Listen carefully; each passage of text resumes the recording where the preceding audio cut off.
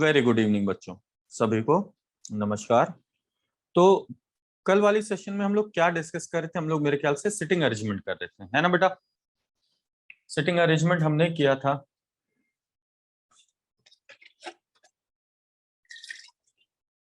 तो आज जो क्लास है वो मैं आपके घर से ले रहा हूँ, यानी स्टूडियो से। स्टूडियो बिजी है इस वजह से 26 तक हो गए थे। अच्छा। हम्म।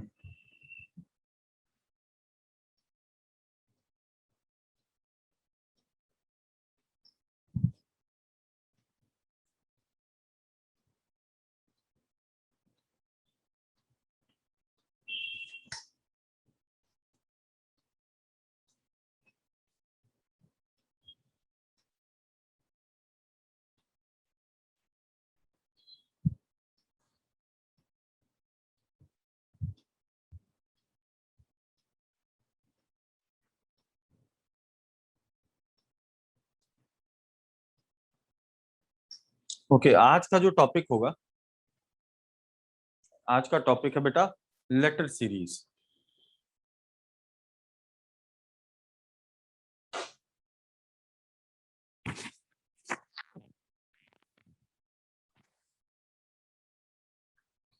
तो स्टार्ट करें letter series.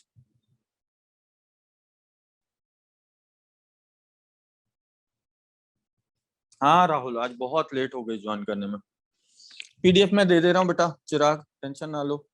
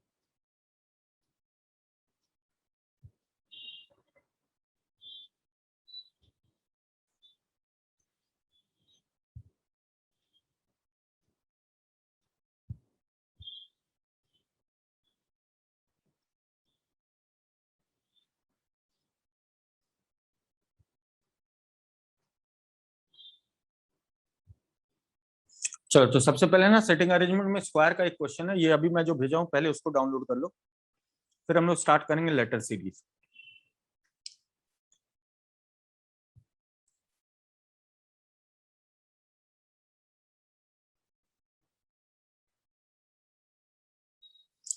Sunil Dikshit, seating arrangement का पीडीएफ मैंने शेयर कर दिया है, आ जाओ।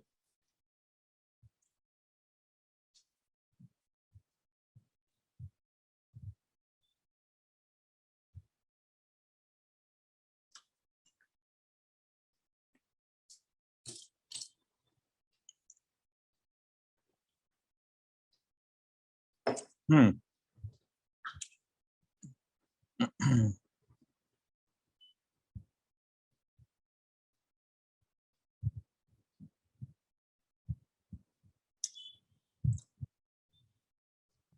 पहले सेटिंग अरेंजमेंट वाला डाउनलोड कर लो, पहले सेटिंग अरेंजमेंट वाला काम कंप्लीट कर लेते हैं ना।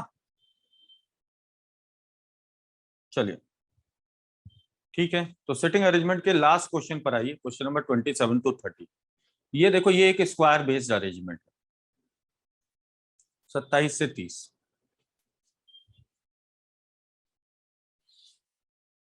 हम्म। क्या बोला गया? तो एक परिवार के 8 सदस्य।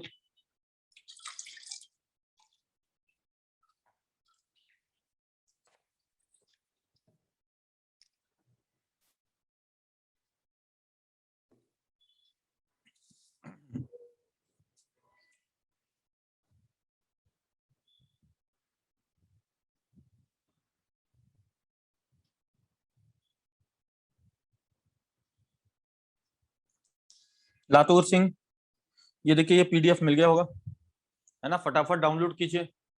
और सबसे पहले सिटिंग अरेंजमेंट का आखिरी क्वेश्चन बच रहा है, इसको देख लेते हैं, स्क्वायर वाला। ठीक,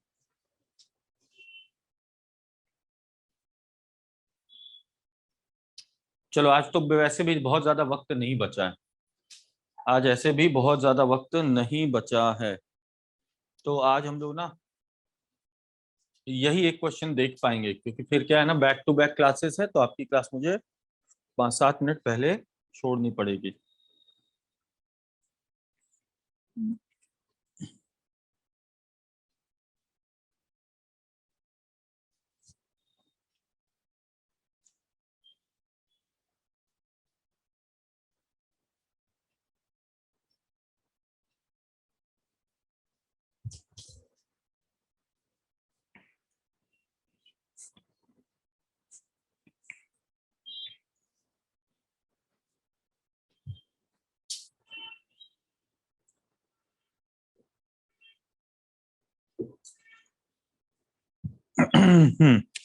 डाउनलोड कर लिया? डाउनलोड करके डन लिख दो फटाफट बेटे।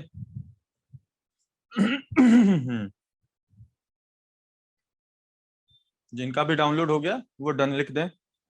उषा जी, आज आपके लिए थोड़ी समस्या हो जाएगी, आज डिजिटल स्क्रीन पर नहीं, आज क्लास आपकी व्हाइट बोर्ड पर है। तो देखिए मैंने लिंक शेयर किया है, इस लिंक को डाउनलोड कर लीजिए।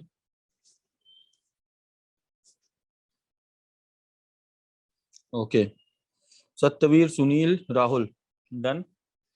ठीक,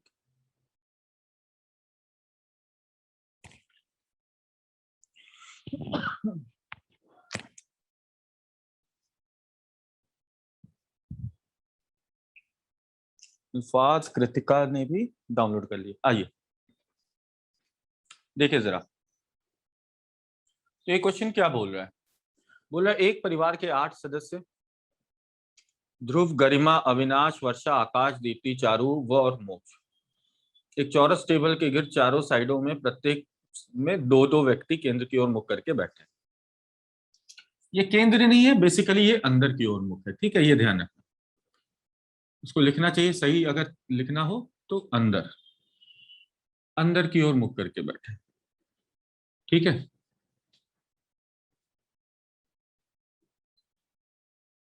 यानी कुछ इस प्रकार से बैठे, हर एक साइड में कितने व्यक्ति हैं? दो।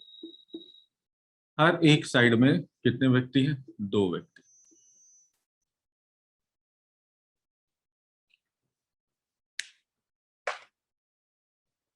ये समझ में आया?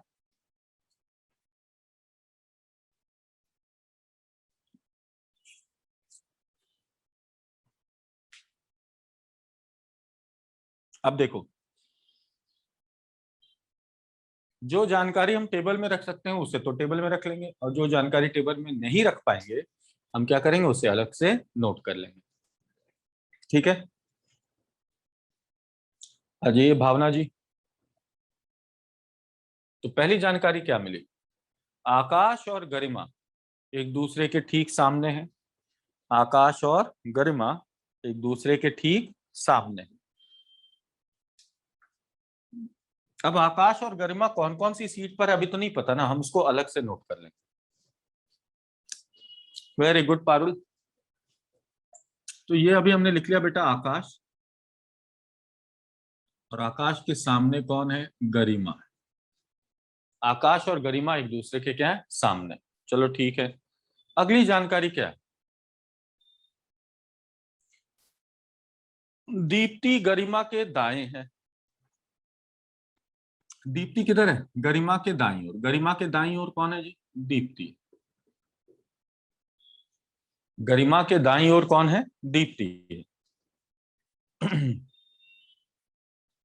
ध्रुव और मोक्ष एक ही साइड में बैठे हैं, बेसिकली हिंदी में ये बोला जा रहा है, ध्रुव और मोक्ष एक ही साइड में, यानी ध्रुव और मोक्ष एक ही साइड में, लेकिन अभी ये नहीं बताया गया, ध्यान रखिएगा, इन दोनों में से दाएं कौन है, बाएं कौन।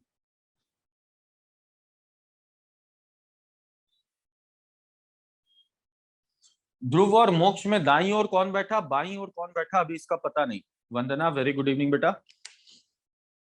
तो बस ये पता है कि ये दोनों एक ही साइड में, ये दोनों एक साइड में बैठेंगे, लेकिन साइड में, हर साइड में 2 सीट है, उनमें से बाईं सीट पर कौन है, दाईं सीट पर कौन है, हमें इसका भी ध्यान रखना है। आगे देखो क्या बोला, मोक्ष अविनाश के ठीक सामने। मोक्ष किसके सामने है, अविनाश के, यानी मोक्ष के सामने कौन बैठा होगा, अविनाश बैठा होगा। मोक्ष के सामने कौन होगा, अविनाश होगा, जो वर्षा के तुरंत बाएं है, यानी अविनाश जो है वो वर्षा के बाईं ओर है। तो हमने वर्षा को बिठा लिया और वर्षा के बाईं ओर किसे रख दिया, अविनाश को। वर्षा के बाईं ओर कौन है, अविनाश है। ठीक है, बहुत अच्छी बात है चिराग। अब बोला गया ध्रुव और ध्रुव दीप्ति के दाएं है, यानी दीप्ति के दाईं ओर कौन है, ध्रुव है। अगर दीप्ति के दाईं ओर ध्रुव है तो हमें पता है ध्रुव के एक ओर मोक्ष भी है, तो भैया ध्रुव के दाईं ओर मोक्ष भी होगा। अब हमें पता है ध्रुव और मोक्ष एक साइड में, जिनमें से बाएं सीट पर अब ध्रुव को बिठाना है और ध्रुव के दाईं ओर मोक्ष को बिठाना है, ये फिक्स हो गया। समझ में आ रहा है, ध्रुव और मोक्ष की सीट भी फिक्स हो गई। तो बाईं सीट पर ध्रुव और इसके दाईं सीट पर मोक्ष, ध्रुव और मोक्ष आ गए। अब ध्रुव के बाईं ओर दीप्ति, ध्रुव के बाईं ओर दीप्ति, और दीप्ति के बाईं ओर गरिमा। अब गरिमा के ठीक सामने वाली सीट पर आकाश, गरिमा के ठीक सामने कौन है, आकाश। गरिमा के ठीक सामने यानी इस सीट पर किसे रख देंगे, आकाश। और हमें पता मोक्ष के ठीक सामने अविनाश, मोक्ष के ठीक सामने अविनाश। अब हमें पता है अविनाश के दाईं ओर वर्षा, अविनाश के दाईं ओर वर्षा। तो ये रहा अविनाश, ये रहा अविनाश का दाया, और यहां कौन, वर्षा। ध्यान से देखो 7 लोग आ गए। क्वेश्चन नंबर 27 to 30, 27 से 30, यस 7 जने आ गए ना, मोक्ष, ध्रुव, दीप्ति, गरिमा, वर्षा, अविनाश, आकाश। बची एक कौन, चारू। तो आखिरी सीट पर किसे रख लेंगे, चारू को रख लेंगे।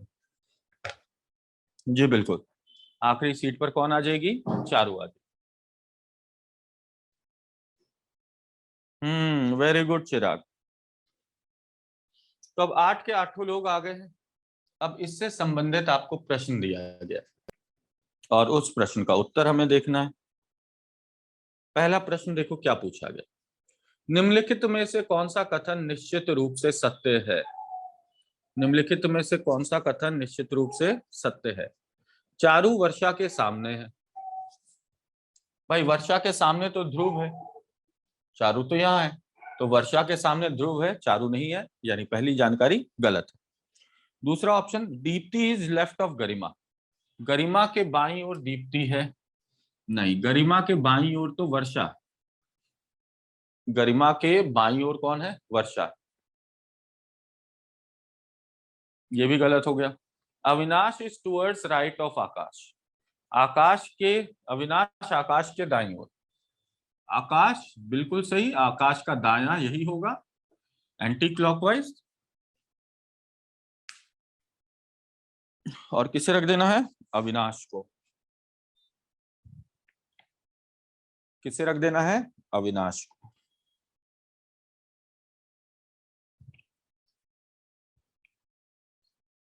ठीक है, तो 27 का आंसर होगा ऑप्शन सी। 28वां क्वेश्चन, ध्रुव के सामने कौन बैठा है। ध्रुव के सामने कौन है, तो ध्रुव के सामने वर्षा है, ध्रुव के सामने वर्षा है, यानी 28वें का आंसर करेंगे ऑप्शन सी। अच्छा, पूछा गया दीप्ति के सामने कौन बैठा है। दीप्ति के सामने कौन बैठा है, तो दीप्ति के सामने बैठी है चारू, बिल्कुल चारू करेंगे आंसर, ऑप्शन बी। और आखिरी प्रश्न है, वर्षा के वामावर्त दिशा में वर्षा के निकटतम कौन है, वामावर्त, यानी एंटी क्लॉकवाइज।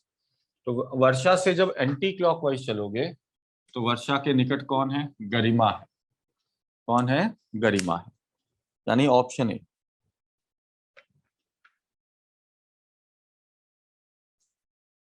अविनाश जो है वो वर्षा से क्लॉकवाइज डायरेक्शन में, एंटी क्लॉकवाइज डायरेक्शन में, सॉरी वर्षा से clockwise direction, anti clockwise direction में तो गरिमा है। 30वें का आंसर होगा क्या? गरिमा। अच्छा, नेक्स्ट देखो, एक क्वेश्चन हमने छोड़ा था और ना, क्वेश्चन नंबर 15 और 16 ये हमने नहीं किया था। 15-16 भी कर ही लेते हैं। क्वेश्चन नंबर 15-16 भी देख ही लो, आज यही टॉपिक कंप्लीट करते हैं, है ना। 15-16 भी देख लो। 15-16 छोड़ दिया था हमने, मैंने बोल दिया था 14वां क्वेश्चन गलत है। 15-16 कर लो।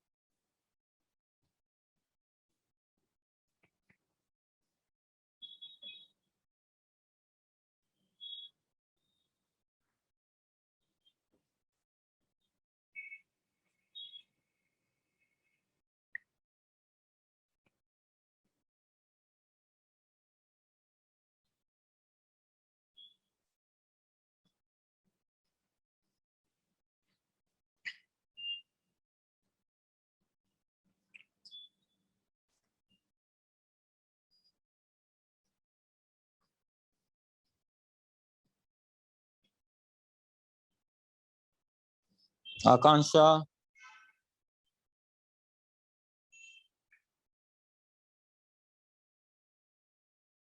अच्छा, 15 का आंसर।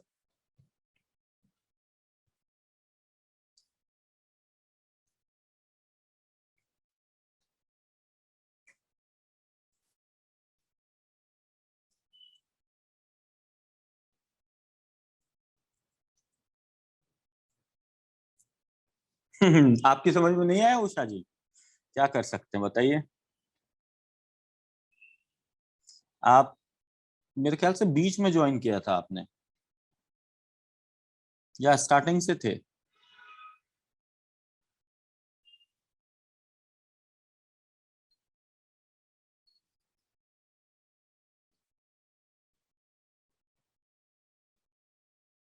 क्योंकि स्टार्टिंग वालों को तो समझ में आ जाना चाहिए।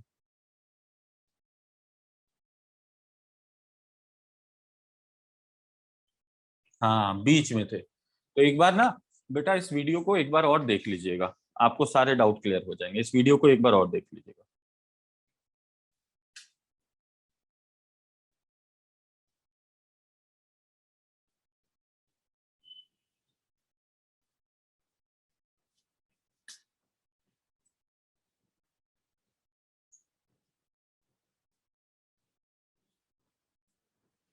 चलो 15वां क्वेश्चन देखो।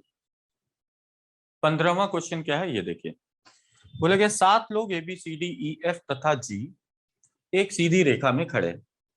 डी जी के दाईं ओर, तो जी के दाईं ओर कौन है? जी के दाईं ओर डी है। सी ए व बी के मध्य में, सी किसके किसके बीच में? ए और बी के मध्य में। लेकिन देखो यहाँ अभी ये समस्या है कि इनमें से सी के बाईं ओर कौन है, दाईं ओर कौन है, ये नहीं पता। बाएं दाएं का पता नहीं है। ठीक है, जब बाएं दाएं का पता नहीं है तो दो संभावनाएं होंगी, सी के बाईं ओर ए, दाईं ओर बी, और सी के बाईं ओर बी और दाईं ओर ए। अब देखो अगली जानकारी है ई एफ व डी के मध्य में। ई जो है वो एफ और डी के बीच में, इसका मतलब डी के किसी ना किसी एक ओर तो ई आएगा। अब देखो डी के बाईं ओर तो जी है, तो बाईं ओर तो नहीं आ सकता, तो डी के दाईं ओर आना पड़ेगा। किसको? ई को। तो चूंकि ई जो है डी और एफ के बीच में, तो डी के बाईं ओर तो ई आ नहीं सकता था, इसलिए निश्चित तौर पर दाईं ओर आ गया ई, और इसके दाईं ओर कौन आ गया? एफ आ गया। ठीक है, ठीक, समझ में आई बात? चलो अब देखो नेक्स्ट क्या बोला गया, जी तथा बी के बीच तीन लोग हैं। जी तथा बी के बीच तीन, अब देखो जी यहाँ है, अब एक दो और तीन, तीन के बाद किसे रखने बोला जा रहा है? बी को। अब हमें पता है बी को अगर रख दिया तो बी के आगे सी और ए आने हैं, तो बी के आगे सी और ए आने, तो जी तथा बी के बीच तीन लोग। ठीक है बेटा, समझ में आया? सवाल पूछा गया who is on the extreme left, पंक्ति के बाईं छोर पर कौन है? पंक्ति के बाईं छोर पर कौन है? तो पंक्ति के बाईं छोर पर जी है, तो हमारा आंसर क्या आ जाएगा? जी। चलो क्वेश्चन नंबर 16 देखो। 16 देखो।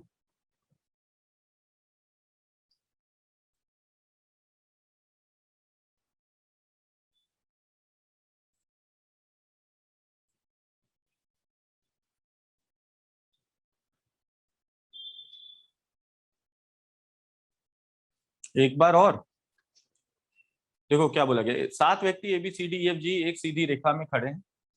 डी जी के दाईं ओर, तो अब जी के दाईं ओर तो निश्चित तौर पर डी है, तो डी दाएं जी बाएं। अब बोला गया देखो सी जो है वो ए व बी के मध्य में है, तो सी किधर है? ए और बी के मध्य में, ऐसे समझो। अब सी जो है अगर ए और बी के मध्य में है, तो ए या बी के बीच में कौन आ गया? सी। अभी ये नहीं पता सी के बाएं कौन है इनमें से और दाएं कौन है। सुनील दीक्षित, दो व्यक्तियों के मध्य में तीसरा व्यक्ति है, लेकिन तीसरे व्यक्ति के दाईं ओर कौन सा है और बाईं ओर कौन सा है, ये तो नहीं बताया गया ना, तो इसके बारे में हम जानकारी कंफर्म नहीं कर सकते। उसी तरह देखो बोला गया ई एफ और डी के मध्य में, ई एफ और डी के मध्य में है, तो अब देखो डी यहाँ है, यानी डी के एक और ई आएगा, बाईं ओर तो संभव है नहीं क्योंकि बाईं ओर जी है, तो दाईं ओर ई को रखना पड़ेगा। अब चूंकि ई जो है डी और डी ई के दूसरी ओर एफ आना चाहिए, तो ई के बाईं ओर डी दिख रहा है तो दाईं ओर एफ आ जाएगा। ठीक, और बोला गया क्या, जी और बी के बीच तीन व्यक्ति हैं, यानी जी से तीन व्यक्ति को छोड़कर बी को रख दो, जैसे ही बी रख दिया तो बी सी ए, इनका क्रम बन गया। Okay, question number 16।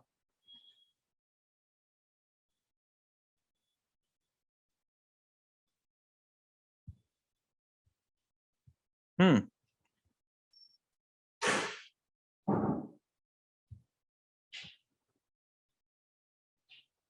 करेंगे करेंगे बेटा, आप टेंशन क्यों ले रहे हो बच्चे? पहले जो सबका नहीं हुआ है वो कर लेते हैं, है ना, क्योंकि अब इधर आ गए, छोटे क्वेश्चन कम समय में हो जाएगा, फिर मैं आपके क्वेश्चन पर आ जाऊंगा। बोला गया there are 5 girls R S T P Q sitting in a row facing north, sorry, T पंक्ति के मध्य में बैठी, 5 लोग हैं। अब देखो पंक्ति की बात हो गई इसलिए पहले पंक्ति बना ले रहे हैं, पंक्ति के स्थान की बात हो रही। अब बोला गया टी पंक्ति के मध्य में है, तो पंक्ति के मध्य वाली सीट पर टी को बिठा दिया। अब देखो क्या बोला गया, क्यू क्रमशः पी के तुरंत दाएं है, टी के तुरंत बाएं है, तो टी के बाएं है क्यू और पी के दाएं है क्यू। क्यू के बारे में बोला गया पी के दाएं और टी के बाएं। ठीक, और एस पंक्ति पंक्ति के अंतिम छोर पर नहीं है, यानी एस यहां नहीं है, तो एस के लिए ये स्थान बचा। बचा कौन? आर, तो आर आ गया। अब पूछा गया आर के बाएं तीसरे स्थान पर कौन बैठी है, अब आर के बाएं पहला दूसरा तीसरा, तीसरे स्थान पर कौन बैठी है? क्यू। आर के बाएं तीसरे स्थान पर कौन है? क्यू। आर के बाएं तीसरा, पहला, दूसरा, तीसरा, तीसरे स्थान पर कौन है? क्यू है। दीक्षा, ठीक है।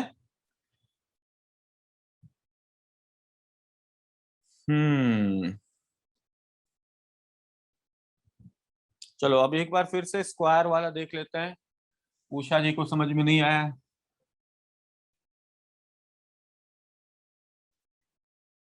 देखो, पहली जानकारी में यही बोला गया कि एक वर्गाकार मेज पर ये सभी लोग बैठे हैं, तो मेज बनाओ वर्गाकार, और बोला गया हर साइड में दो दो व्यक्ति हैं। हर साइड में कितने हैं? दो। हर साइड में दो। देखते जाना उषा जी।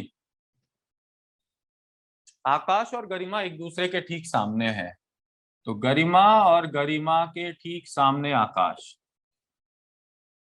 आमने सामने है इसलिए ऊपर नीचे लगता है। दीप्ति गरिमा के तुरंत दाएं है, गरिमा के दाईं ओर दीप्ति है, गरिमा के दाईं ओर दीप्ति है। ध्रुव और मोक्ष एक ही साइड में बैठे हैं, ये ध्यान रखना, इसमें थोड़ा सा मिस्टेक है। ध्रुव और मोक्ष एक ही साइड में बैठे, साइड लिखना था, इंग्लिश में साइड लिखा हुआ है। मतलब अगर ध्रुव मोक्ष होंगे तो या तो दोनों यहाँ होंगे, या तो दोनों यहाँ, या तो दोनों यहाँ, या तो दोनों यहाँ, सेम साइड में होंगे।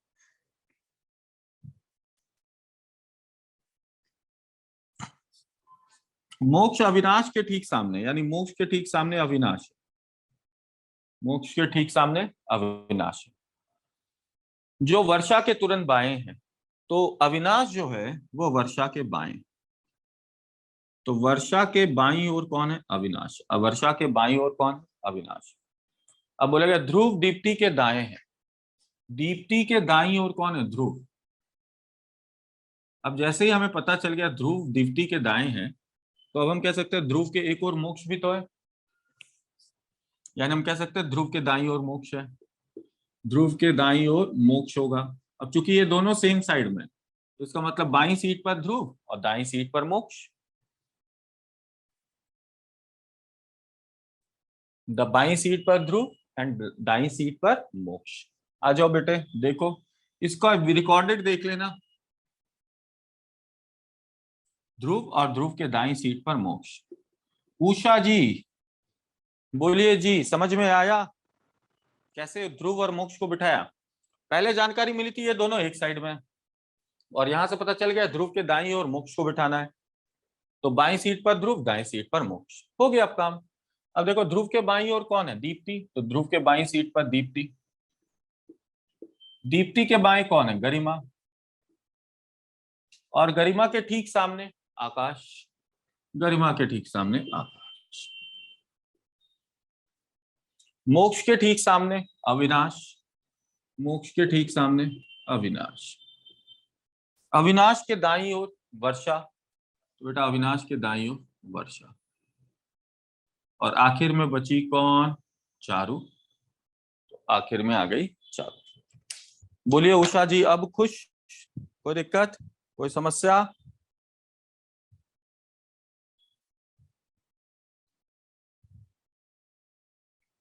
चलो बच्चे, तो आज के लिए अभी फिलहाल इतना ही। ये टॉपिक अब आपका पूरा होता है, मिलते हैं अगली क्लास में, और अगली क्लास में हम लोग लेटर सीरीज से काम स्टार्ट करेंगे, ठीक।